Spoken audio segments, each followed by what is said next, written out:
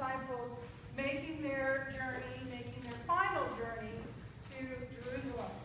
We are coming, of course, soon to the end of the liturgical year. At the end of the liturgical year, we will revisit all of the lessons that we visit at Easter time. So we're headed towards the crucifixion. So that's sort of the context of where we are in the story of Jesus' life and ministry.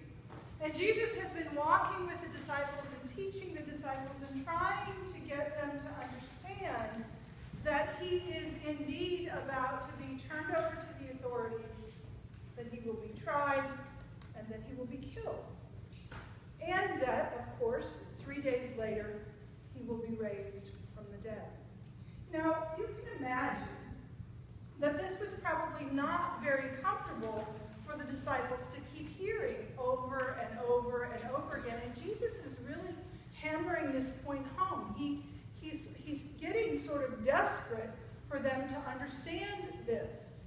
And so today we encounter them as they are about to return to Capernaum, which was sort of home base for them. So they're going back into the area that is familiar, into the area that is comfortable, and into the area where they ought to feel safe. But Jesus doesn't feel safe, and he doesn't want them to share what he is telling them with anyone else.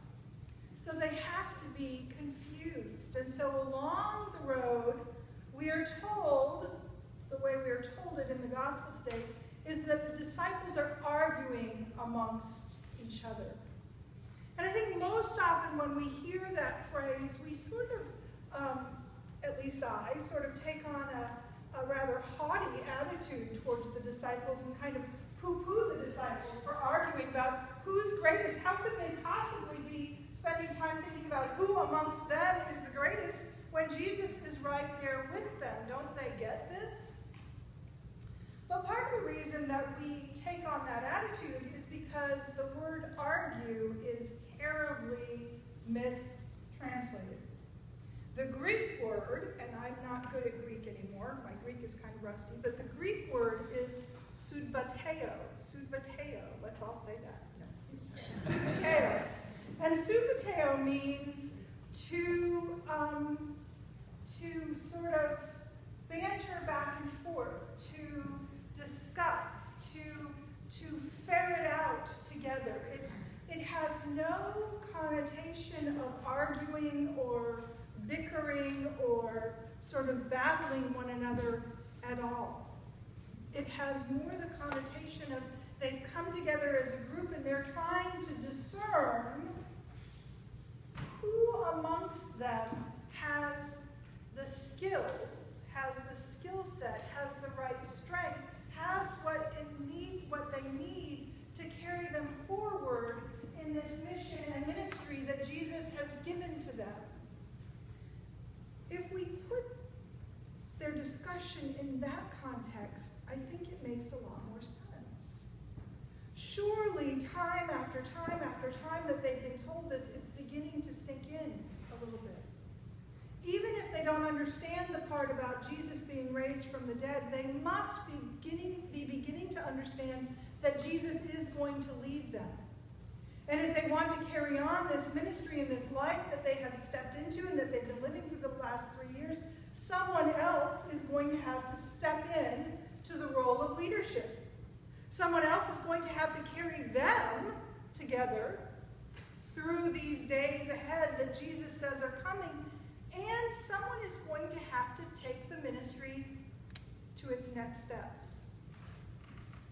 They are truly doing the early discernment of how does the church do the work that the church needs to do, and who is it amongst us in the community that has the skills and the tools and the desire and the drive to do what needs to be done. It's easy for us to encounter this gospel in such a way as to say, oh, they were bickering amongst themselves, those silly disciples, they don't know what they're talking about. But that lets us off the hook too, doesn't it? It puts the question of who has the skill amongst us to do what needs to be done out of our reach? And this gospel is placing the question right at our very feet. Who amongst us has the skills and the drive and the desire to do what needs to be done to build up the body of Christ? Sometimes I think that rather than preaching, we should have a discussion every Sunday morning about just that. What are we doing to build up the body of Christ? We have a vestry member who very, very diligently asks that question at almost every single vestry meeting. She doesn't ask it in exactly those words, but she says, are we doing enough? What are we doing? We're not doing anything. Why aren't we doing something? Are we meeting people's needs? Are we meeting the needs of the people as they come to us? Do we know the needs of the people as they come to us? Are we asking the question, who amongst us is the greatest? Who amongst us has the skills? Who amongst us wants to do the ministry? And I think very often in the Episcopal Church, and probably in all other hierarchical denominations such as ours, it's easy to say, well, we pay someone to do that. We have a clergy person. That's the person who's doing those things. But Jesus, very interestingly, asks the question, what were you arguing about? And then doesn't wait for an answer, does he? He doesn't wait for them to say, well, we were trying to figure out which one of us was going to take your place when you died. He doesn't wait for that.